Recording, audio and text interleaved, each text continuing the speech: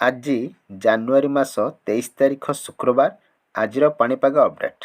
ଚଳିତ ବର୍ଷ ରେକର୍ଡ ଭାଙ୍ଗିବ ତାତି। ମାର୍ଚ୍ଚ, ଏପ୍ରିଲ ଓ ମେ ଏହି 3 ମାସ ହେବ ଅଗ୍ନିବର୍ଷା।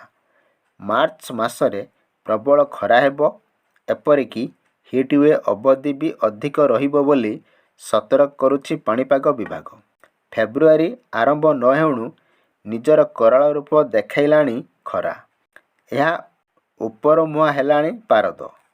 ଦିନ ତାପମାତ୍ରା 32 ଡିଗ୍ରୀ ପାଖାପାଖି ପହଞ୍ଚିଲାଣି। ସେହିପରି ଦିଲ୍ଲୀରେ 15 ଡିସେମ୍ବରରୁ 15 ଜାନୁଆରୀ ପର୍ଯ୍ୟନ୍ତ କଡ଼ା ଶୀତର ପ୍ରଭାବ ଦେଖାଦେଇଥିଲା।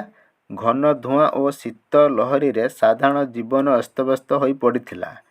ଏହି ସମୟରେ ଦିନର ସର୍ବାଧିକ ତାପମାତ୍ରା 15ରୁ 17 ଡିଗ୍ରୀ ସେଲସିୟସ୍ ମଧ୍ୟରେ ରହିଥିବା ବେଳେ ରାତିରେ ସର୍ବନିମ୍ନ ତାପମାତ୍ରା 3 ଡିଗ୍ରୀ ତଳକୁ ମଧ୍ୟ ଖସିଯାଇଥିଲା।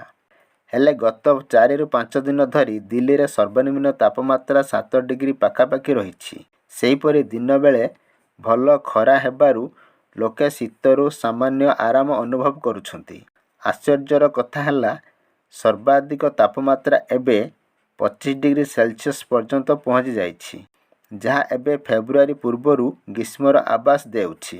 ପାଣିପାଗ ବିଶେଷଜ୍ଞଙ୍କ କହିବା ଅନୁସାରେ ଏହି ହଠାତ୍ ତାପମାତ୍ରା ପରିବର୍ତ୍ତନ ପ୍ରମୁଖ କାରଣ ହେଉଛି ଦୁର୍ବଳ ପଶ୍ଚିମା ଝଡ଼। ସାଧାରଣ ଶକ୍ତିଶାଳୀ ପଶ୍ଚିମା ଝଡ଼ ଆସିଲେ ଉତ୍ତର ଭାରତରେ ବର୍ଷା ହେବା ସହ ପାହାଡ଼ିଆ ଅଞ୍ଚଳରେ ବରଫ ପଡ଼ିଥାଏ, ଯାହା ଶୀତକୁ ବଢ଼ାଇଥାଏ। କିନ୍ତୁ ଏଥର ପଶ୍ଚିମା ଝଡ଼ ଦୁର୍ବଳ ଥିବାରୁ ବର୍ଷା ସଠିକ୍ ଭାବେ ହେଉନାହିଁ ଓ ପାହାଡ଼ରୁ ଆସୁଥିବା ଥଣ୍ଡା ପବନ ମଧ୍ୟ ଦିଲ୍ଲୀ ପର୍ଯ୍ୟନ୍ତ ପହଞ୍ଚୁନାହିଁ। ବାଦା ଓ କୁହୁଡ଼ି ନଥିବାରୁ ସୂର୍ଯ୍ୟକିରଣ ସିଧାସଳଖ ଭୂମିରେ ପହଞ୍ଚୁଛି, ଫଳରେ ଦିନର ତାପମାତ୍ରା ବୃଦ୍ଧି ପାଉଛି। ବୁଧବାର ଦିନ ଦିଲ୍ଲୀରେ ସର୍ବନିମ୍ନ ତାପମାତ୍ରା 7.7 ଡିଗ୍ରୀ ଏବଂ ସର୍ବାଧିକ ତାପମାତ୍ରା 24.2 ଡିଗ୍ରୀ ସେଲସିୟସ୍ ରେକର୍ଡ କରାଯାଇଛି।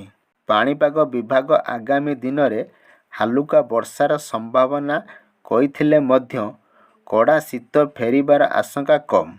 ଆସନ୍ତା ଏକ ସପ୍ତାହ ମଧ୍ୟରେ 2ଟି ପଶ୍ଚିମା ଝଡ଼ ସକ୍ରିୟ ହେବାକୁ ଯାଉଛି, ଯାହାର ପ୍ରଭାବ ପ୍ରାଧାନ୍ୟ ପାହାଡ଼ିଆ ଅଞ୍ଚଳରେ ଦେଖାଯିବ।